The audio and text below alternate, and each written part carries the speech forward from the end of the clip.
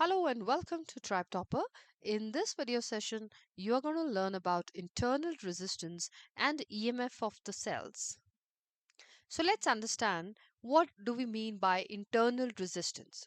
See, internal resistance of a cell is basically the opposition that is offered to the flow of current by the cells and the batteries themselves. Like we have learnt about normal resistance, and that was the opposition offered to the flow of current through a conductor.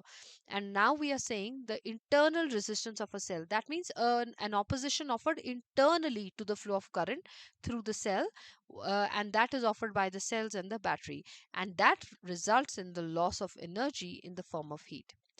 Though this internal resistance can be very small, but still it can impact the energy supplied by the cell in the circuit.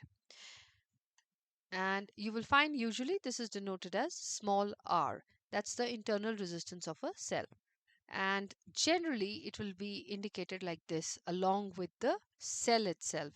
So you will generally find in a circuit that wherever they have marked the cell and EMF, they will show this small r. Whenever this small r is there with the cell, that is considered as the internal resistance of the cell. And this internal resistance, it is always in series with the rest of the circuit. So whatever other total resistance you get, you are going to simply add this internal resistance. So it will be with the rest of the circuit resistors, right? So it will be in series with the other resistors. The next thing that we need to understand is what is EMF and potential difference of a cell. EMF, the full form is electromotive force. Though it's not a force, it's actually the potential difference of the cell when no current is being drawn from the cell. So that means when you're not using the cell, or in a way I would say EMF is the potential difference which a cell is supposed to supply. Like if you have picked up a cell which is marked 6 volt, then that represents the EMF of the cell. That means this cell should supply an EMF of 6 volt. But as we just read about the internal resistance, so due to internal resistance, what happens that your cell is not able to supply the entire EMF in the circuit, because due to the internal resistance, some potential drop, as you can say small v equal to I times small r, would happen across the internal resistance, which will happen within the cell. So when this drop has happened, so the entire EMF is obviously not available for the circuit. So whatever is left out, that is available when the circuit switches on, that is called the potential difference. So potential difference is the voltage that exists across the circuit when the current flows through the cell. So EMF is the potential difference of the cell when no current is being drawn from the cell. That is the one which is marked on the cell. You're not using it, but it is supposed to supply that EMF. But potential difference is the voltage that actually exists across the circuit only when the current is flowing through the cell. So you have the cell in use. That will be represented as capital V. EMF is represented as capital E.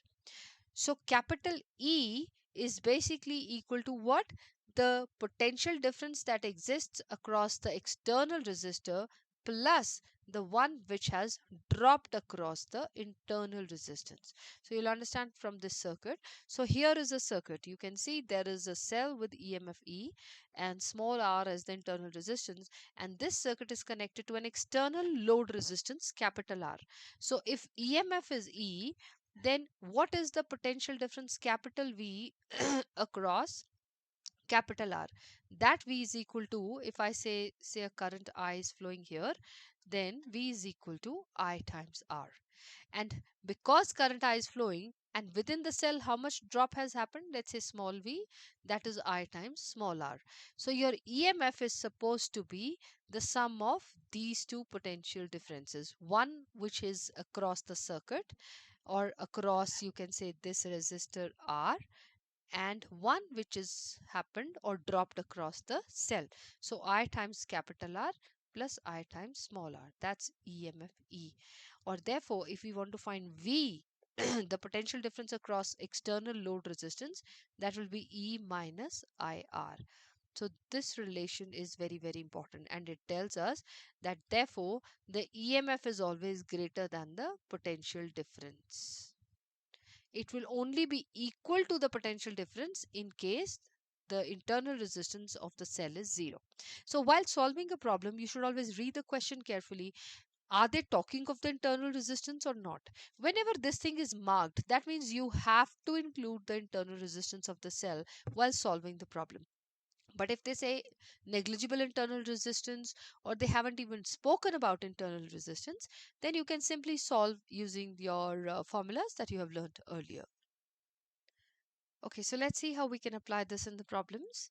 A battery is connected in series with an ammeter and a variable resistor R, where when R is 6 ohms, the current in the ammeter is 1 ampere, and when R is 3 ohms, the current is 1.5 amperes. Calculate the EMF and the internal resistance of the battery. Now we have two formulas for the potential difference across the load resistance R. Number one, we'll use Ohm's law simply using V is equal to IR. We have V is equal to I. The current is 1 ampere when the resistance is 6 ohms. So 1 into 6, that is 6, equation 1. And also V is equal to how much? EMF of the battery minus the potential drop that happened across the internal resistance of the cell. So that is equal to 6. So 6 is equal to E minus IR, that is EMF E minus I, the current is 1 ampere, into R. So we will say we have an equation E minus R is equal to 6. That's my equation number 1. We'll not mark this as 1. We'll take this yellow equation to be 1. Now, the second case is, again we'll use the same thing, V is equal to IR.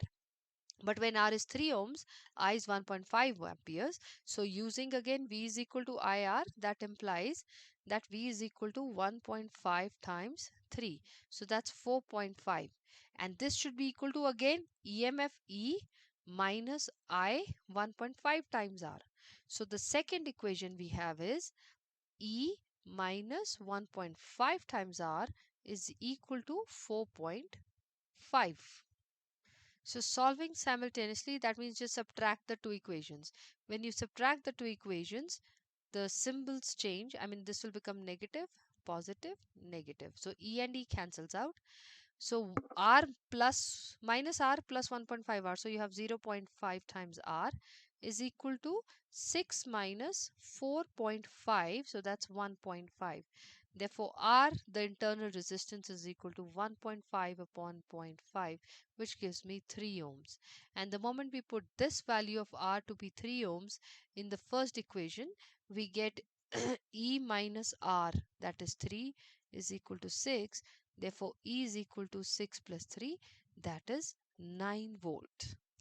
So that's how we have used the equation E minus IR and found out the EMF and the internal resistance of the cell. So that's all in this video session. In the next video session, you are going to learn about the magnetic field. Thank you.